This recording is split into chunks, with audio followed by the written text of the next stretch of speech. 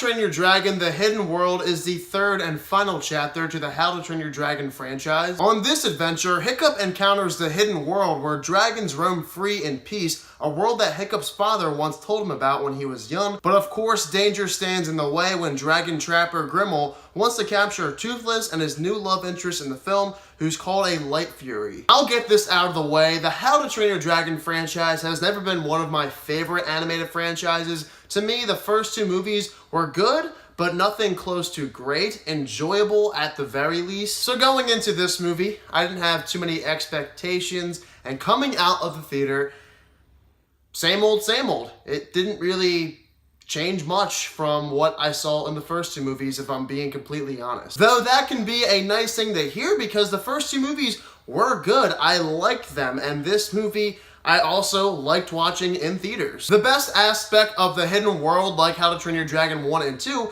is the pacing. This is a very fast-paced movie, flew by for me. This can be credited to really good character moments as well as fun action that's thrown into the movie. In terms of characters, Toothless and Hiccup, their relationship on the screen has truly blossomed throughout these three films. They have that iconic buddy-buddy connection that is really hard to replicate in cinema nowadays. And on the screen in How to Train Your Dragon: The Hidden World, it really works despite the fact that Toothless, again, can speak no words. The How to Train Your Dragon franchise and this film I look at as a family-friendly adventure. Each of these films does a fantastic job at incorporating family-friendly content for all audiences to enjoy. I remember I watched How to Train Your Dragon 2 with my mom, and she really loved it. I liked it, my mom liked it.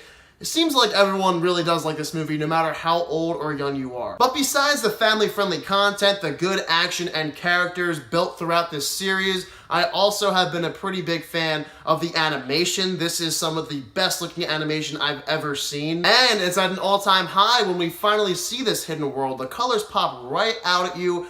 My gosh, this animation is so beautiful. I was a bit worried going into this movie about how the film would wrap up, but for me, I feel like this was the proper ending to a pretty good overall trilogy. Thinking about it, I have no idea how else I would have liked them to end it than the way they did, and I think they did it the best way possible. But I did, however, mention that the How to Train Your Dragon franchise has not always been one of my favorite animated franchises. Not including the animation, nothing has stood out and made me say, wow, that's really cool, or that's really awesome that they went there. So with How to Train Your Dragon: The Hidden World, I had the same vibe from this film. No surprises caught me off guard. It was all kind of the same. The main villain, Grimmel, he's not a good villain. He's pretty basic, one-dimensional. Nothing is great about this guy. He's just bland. I get it, you need a villain, but maybe you could have done something better than that, like incorporating somebody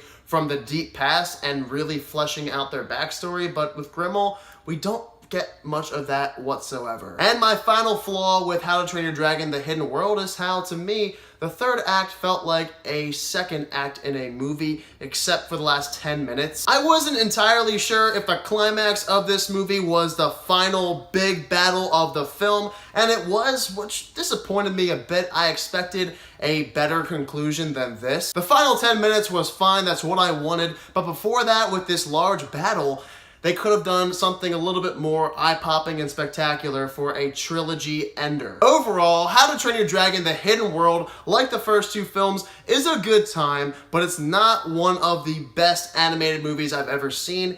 It's fair, it's a solid movie, it's good in terms of animation, some of its characters like Hiccup and Toothless and their relationship, some of the action is very good. But again, nothing caught me by surprise with The Hidden World. And in case you're wondering, I definitely like the first two movies more than this one. In my opinion, this is the worst of the three. I'm giving How to Train Your Dragon: The Hidden World a 70%. A lot of people love this franchise. The first two movies for many are some of their favorite animated films. If you love those first two movies, you'll absolutely love this third film, but if you're like me and have never been the biggest fan and feel this franchise is a tad bit overrated, you probably will have the same feeling about this movie as you did about the first two. For those of you who also caught How to Train Your Dragon 3 or The Hidden World this weekend, be sure to let me know down below in the comment section what your thoughts are of it. Coming up next on my channel is my review for Fighting With My Family, a WWE film Cannot wait to watch that. It should be a very good time. As always, if you're new to my channel, click the subscribe button and give this video a thumbs up if you enjoyed it.